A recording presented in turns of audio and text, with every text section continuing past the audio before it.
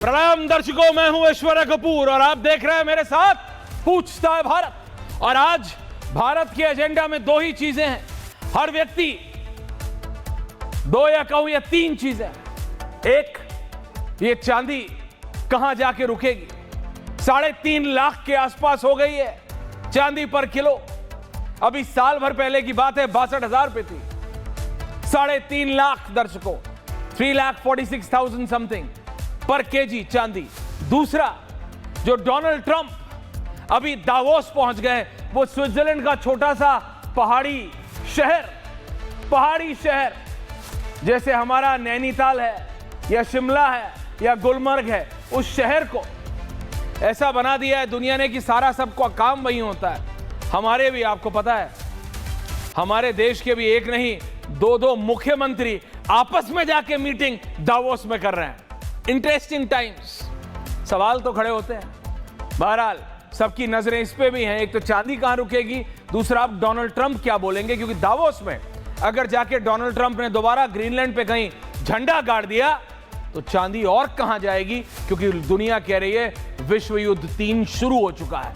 और ऐसे में ना डॉलर पे ना तेल पे, सिर्फ रेयर अर्थ मिनरल्स यानी सोना चांदी तांबा, इन पे लोग पैसा लगा रहे, उड़ रहा है। ये दो ऐसे विषय हैं जिनके बारे में मैं आपको बताना चाहता था। लेकिन एक ऐसा भी विषय है जो हिंदुस्तान में, जिसको लेके द्वंद्व चल रहा है, जिसको लेके सनातनियों के बीच दो फाड़ हो गया है, जिसको लेके हर हिंदू परेशान है। इस 140 प्लस करोड़ के देश में 100 करोड़ हिंदू एक दोराहे पे खड़ा है। आखिरकार शंकराचार्य कैसे बनते हैं? आखिरकार ये शंकराचार्य कौन बनते हैं? आखिरकार ये शंकराचार्य कौन होते हैं? ये वो सवाल है जो आज लोग समझने के लिए गूगल बाबा के पास जा रहे हैं, गूगल कर रहे हैं, बताओ शंकराचार्य कैसे बनते हैं, कितने मठ हैं, कितने शंकराचार्य हैं, कैसे बनते हैं, क्यों बनते हैं, उनका क्या महत्व है। तो मैं आपको आज बताना चाहता हूं, ये 4 मठ हैं हमारे पुरातन संस्कृति में। 4 मठ हैं। बाय द वे, ये 4 मठ अलाइंड हैं। जिस समय दर्शकों, जिस समय लोग इस पे बहस कर रहे थे कि दुनिया गोल है या दुनिया चौकोर है, उस समय ये हमारे 4 मठ बनाए गए थे। उत्तर में, नॉर्थ में ज्योतिर्मठ है, जिसको बद्रिक आश्रम चमोली उत्तराखंड में।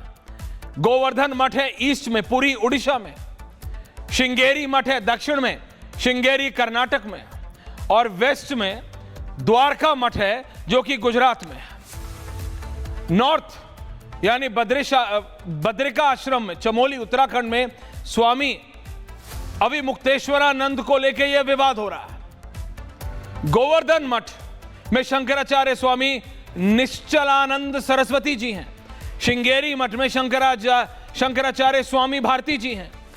द्वारका मठ में स्वामी सदानंद जी हैं, जो कि स्वामी स्वरूपानंद सरस्वती इनके भी शंकराचार्य थे। थोड़ा कंफ्यूजिंग हो जाता है, आपको डिटेल में सनातन के बारे में पढ़ना पड़ेगा। लेकिन दर्शकों, ये एक बहुत बड़ा एक द्वंद्व शुरू हो गया है, जो अभी ये माघ मेला प्रयाग में चल रहा है। इसमें एक घटना हुई कि एक व्यक्ति जो अपने आप को शंकराचार्य बता रहे हैं, ये उनकी पालकी जा रही है। आमतौर पे जो शंकराचार्य रजिस्टर्ड हैं, जो शंकराचार्य मान्य हैं, जो पूरी प्रणाली से, पूरी सनातन धर्म की प्रणाली से, उनके लिए एक प्रक्रिया है। लेकिन ये अभिमुक्तेश्वरानंद जी, जो अपने आप को ज्योतिर्मठ के शंकराचार्य बताते हैं कि नहीं, इस पे सवालिया निशान है। और ये सवालिया निशान इसलिए है क्योंकि ये केस कोर्ट में है।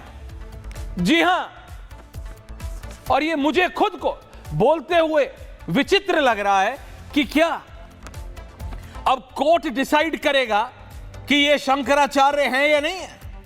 लेकिन बात ही ऐसी आ गई है, यहां भी उत्तराधिकारी, यहां भी गद्दी कौन संभालेगा, यहां भी जो पहले वाले थे, इनसे पहले जो शंकराचार्य थे, उनके देहांत के बाद, और ये मैं आपको 1989 में लेके जाता हूं, संत बोधाश्रम जी थे, बोधश्रम। मैं उच्चारण सही करने की कोशिश कर रहा हूं, अगर गलत हो तो उसके लिए माफी मांगता हूं पहले, क्योंकि इसमें संस्कृत बहुत है। हालांकि संस्कृत मैंने पढ़ी है स्कूल में, लेकिन तब भी गड़बड़ हो जाता है। संत बोधश्रम थे, जिनका निधन 1989 में हुआ। उसके बाद जरा आप वो चला सकते हैं गरिमा, ये वाला ग्राफिक हटा के, थैंक यू, फ्लो चला दीजिए जरा। तो संत बोधश्रम जो 1989 में जिनका निधन हुआ, दर्शकों, ये वाला नहीं गरिमा, ये वाला नहीं गरिमा। तो संत बोधश्रम जिनका निधन 1989 में हुआ, उसके बाद उनके दो उत्तराधिकारी आए, एक स्वरूपानंद सरस्वती जी और एक वासुदेवानंद सरस्वती जी। और इसमें भी बहुत ज्यादा महत्वपूर्ण यह है कि जो स्वरूपानंद सरस्वती जी थे, उनके बारे में यह कहा जाता है कि उन्होंने खुद को ही घोषित कर लिया था। अब कोई खुद को अपने आप कैसे शंकराचार्य बता सकता है? पूछता हूं मैं और पूछता है भारत। शंकराचार्य एक बहुत बड़ी उपाधि है सनातन में। शंकराचार्य इस देश में 4 है। शंकराचार्य बनाए गए थे सनातन को स्प्रेड करने के लिए, सनातन का फैलाव करने, सनातन की महानता बताने के लिए, सनातन का महत्व बताने के लिए। तो स्वरूपानंद सरस्वती जी के बारे में यह बोला गया कि उन्होंने तो खुद ही अपने आप को घोषित कर लिया था जब 1989 में संत बोधश्रम जी का निधन हुआ। और यह पूरी बात है ज्योतिर्मठ की, जो कि बद्रिका आश्रम चमोली उत्तराखंड का है। बात यही नहीं खत्म होती। अब आते हैं वासुदेवानंद सरस्वती जी। आप बात समझिए, 1989 में संत बोधश्रम जी का निधन होता है। उसके बाद 2 लोग आए, स्वरूपानंद सरस्वती जी और वासुदेवानंद सरस्वती जी। स्वरूपानंद सरस्वती जी के लिए बोला गया कि उन्होंने खुद को अपने आप घोषित किया। वहां दूसरी तरफ आए वासुदेवानंद सरस्वती जी, जिनकी घोषणा भी देहांत से पहले संत बोधश्रम जी ने नहीं की थी। इनकी घोषणा भी शांतानंद जी ने की थी।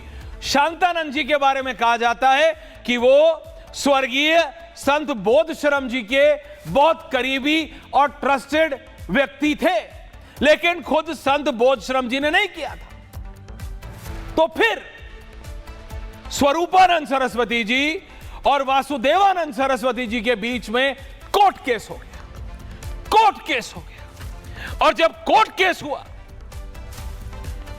कोर्ट केस जब हुआ, तो फिर यह समझ नहीं आया कि आखिरकार शंकराचार्य है कौन। और फिर जो गद्दी को पकड़ने के लिए, जकड़ने के लिए सबसे ज्यादा होता है, वो ही हुआ पॉलिटिकल कनेक्शंस, पॉलिटिकल सपोर्ट, राजनीतिक सपोर्ट।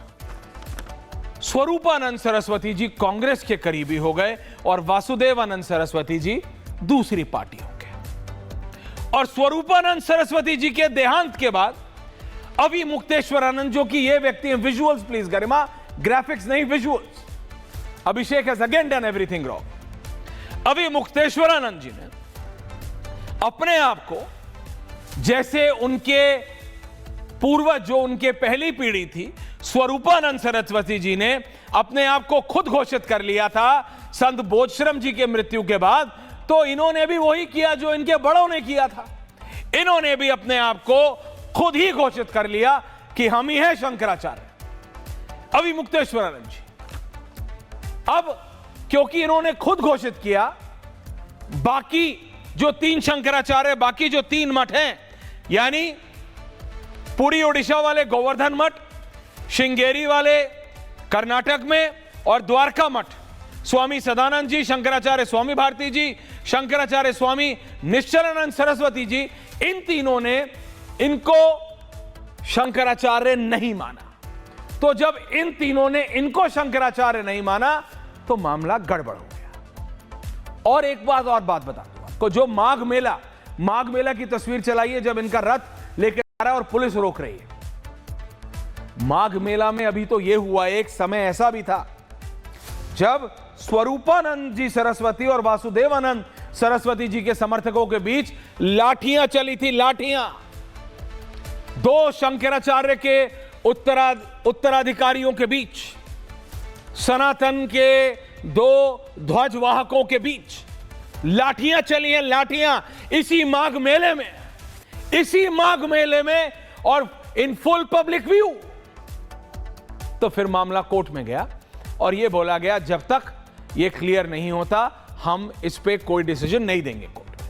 अब इसका फायदा या इसका इस्तेमाल श्री अविमुक्तेश्वरानंद जी ने किया और कहा कि मैं शंकराचार्य हूं और मुझे वो सारा प्रोटोकॉल चाहिए जो एक महान शंकराचार्य को मिलता है।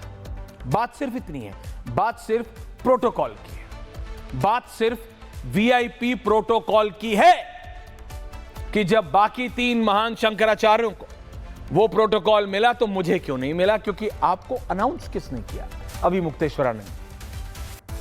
पूछता हूं मैं, अगर कोई ऐसी जानकारी है जो अभी हमारे पास नहीं है, कोई ऐसा फैक्ट है तो प्लीज बताएं आप हमको, देश की जनता को बताएं, आप बताएं कि क्या स्वरूपानंद सरस्वती जी, जिनके बाद आपने अपने आप को शंकराचार्य बताया, क्या उनको किसी ने शंकराचार्य बनाया था? क्या शंकराचार्य कोई बन सकता है? क्या कल को मैं खड़ा हो जाऊं और बोलूं मैं शंकराचार्य हूं? नहीं, यह बहुत महान चीज है, कोई सोच भी नहीं सकता कोई ऐसे गलती करने की। तो फिर क्यों हो रहा है? और यह क्यों सिर्फ ज्योतिर्मठ के साथ हो रहा है? यह क्यों सिर्फ बद्रिका आश्रम चमोली उत्तराखंड के साथ हो रहा है? यह क्यों सिर्फ स्वामी अविमुक्तेश्वरानंद जी को लेकर विवाद हो रहा है और किसी और शंकराचार्य को लेकर नहीं हो रहा? क्यों?